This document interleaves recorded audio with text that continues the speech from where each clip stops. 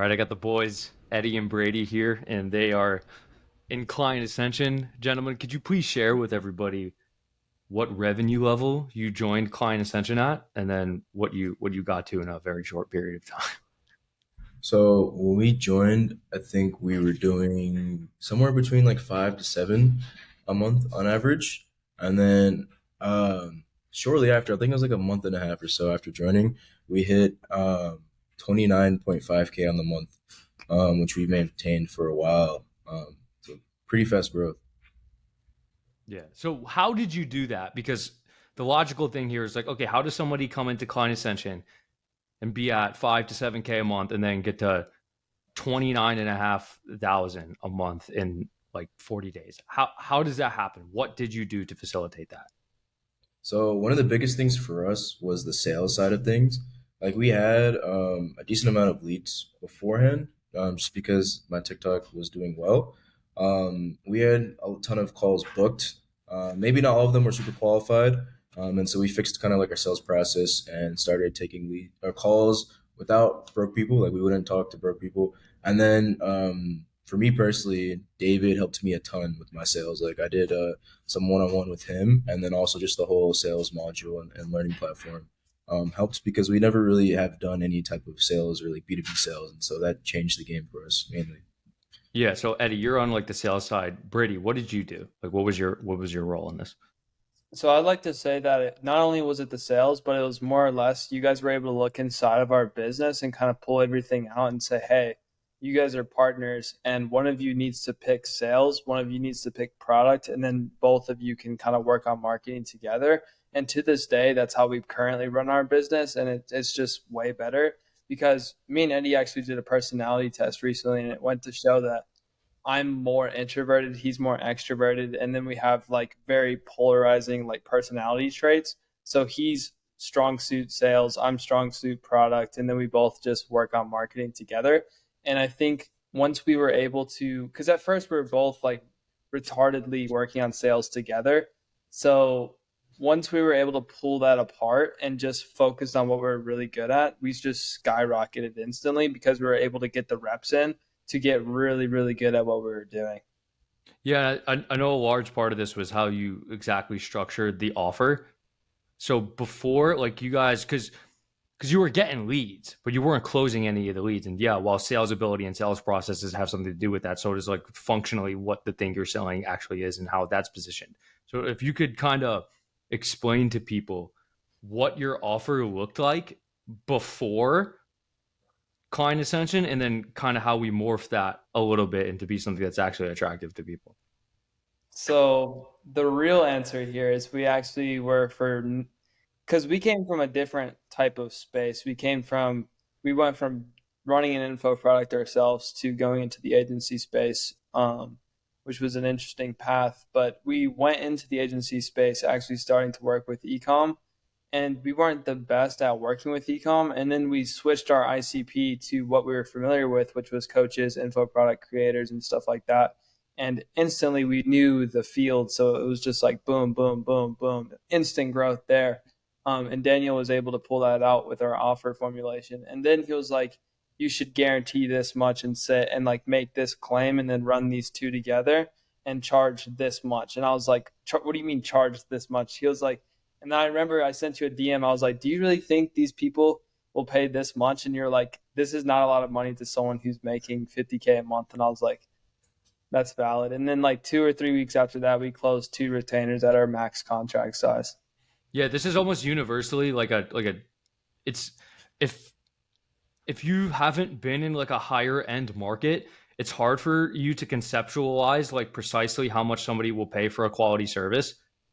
And like if you've only ever worked with broke people in the past, and then you go approach a business that actually is larger and does pretty big volume, and you're positioned yourself to charge like anywhere in the range of $5,000 to $8,000 per month, it's not a lot of money.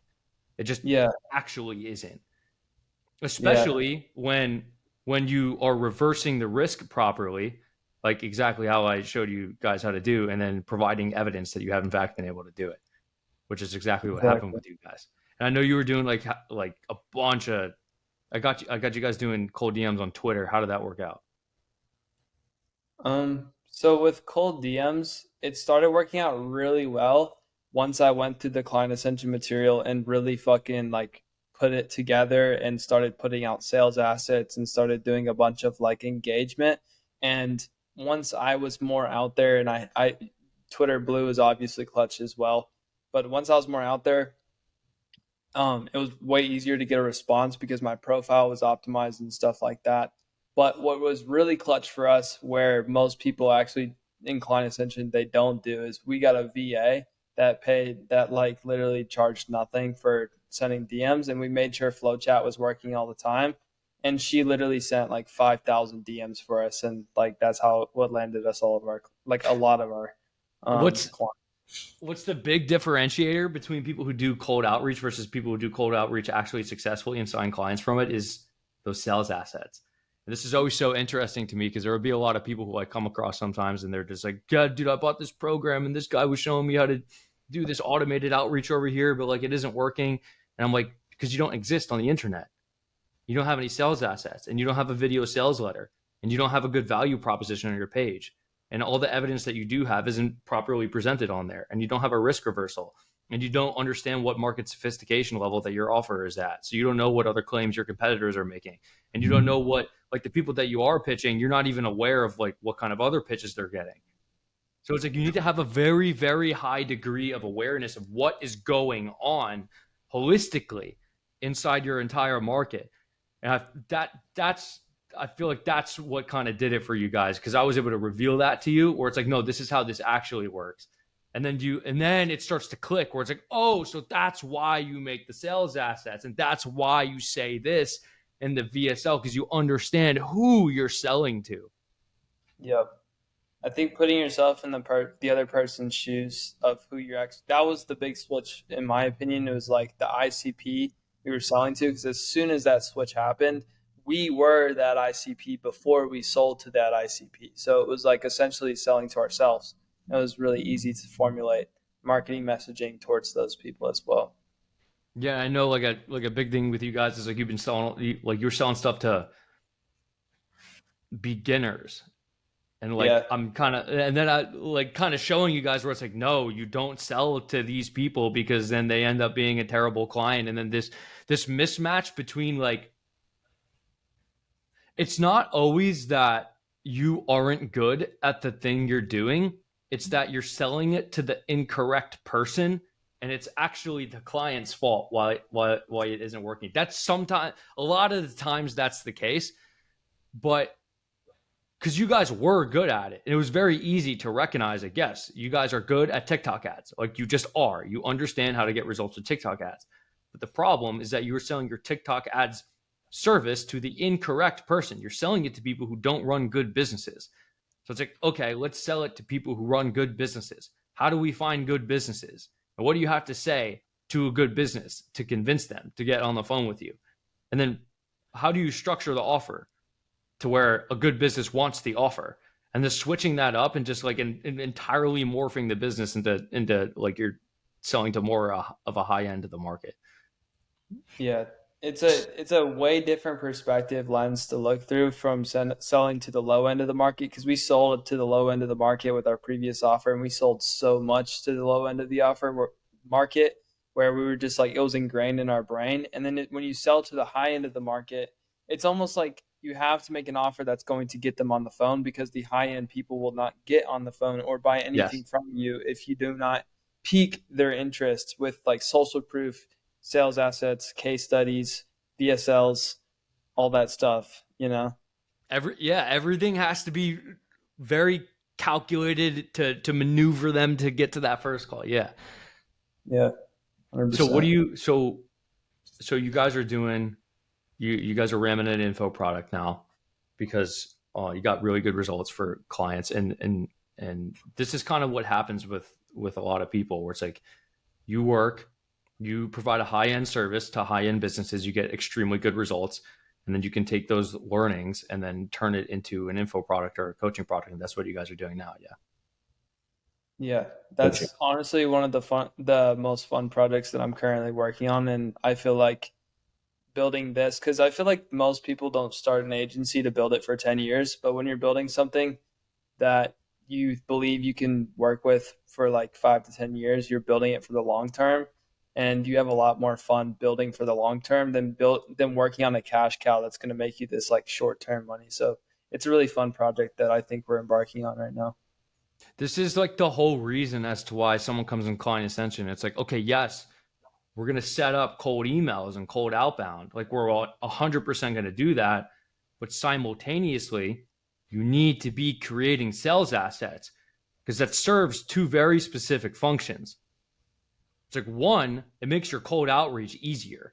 Like you just indisputably book more calls when you have content on the internet. So one, it's helping you there. Two, you're building an audience so that you're positioned to sell the audience all different forms of your offer later on down the road.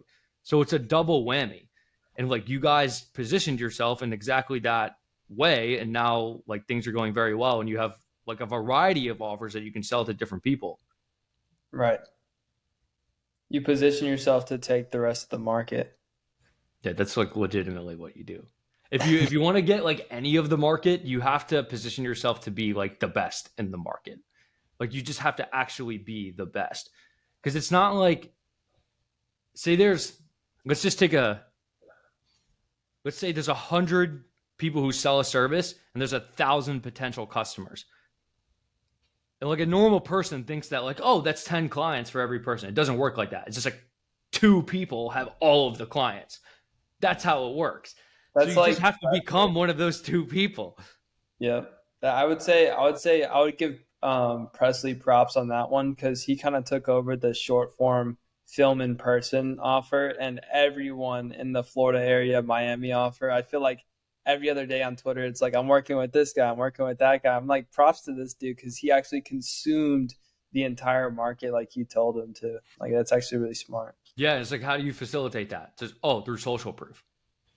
Like that's Exactly. it. Like it's just presenting in like social engineering around the social. That's all you do. It's just the same thing over and over and over and over and over again. And I say this so many times, it's like the growth of your business is directly proportional to how many case studies and results you have. Like indisputably.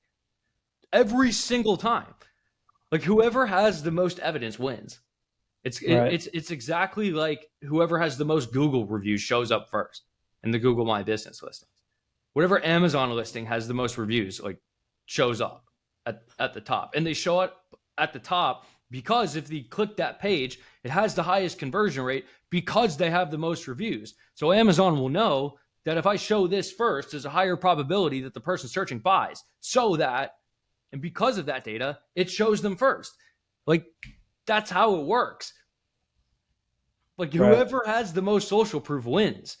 And that's like the entire function of client ascension is trying to like putting people into that trajectory upward to where it's like, yes, you will be at the very top of this and like capture everything because you're just indisputably better than everyone, facilitated through a claim, a risk reversal, and case studies and evidence. Like that's it. It's just the same thing over and over and over again. It's so funny. Right. I think that's where client ascension like sets you up for success because I feel like most other client acquisition offers would set you up for, oh, I'm going to help you get your first 10 clients. I'm going to help you get, because you could easily make a claim, I'm going to get you your first 10 clients or whatever like that. Or something like I've seen a ton of offers where it's like, we'll get you a client in 48 hours. And if you don't, you don't pay. It's like stupid, right?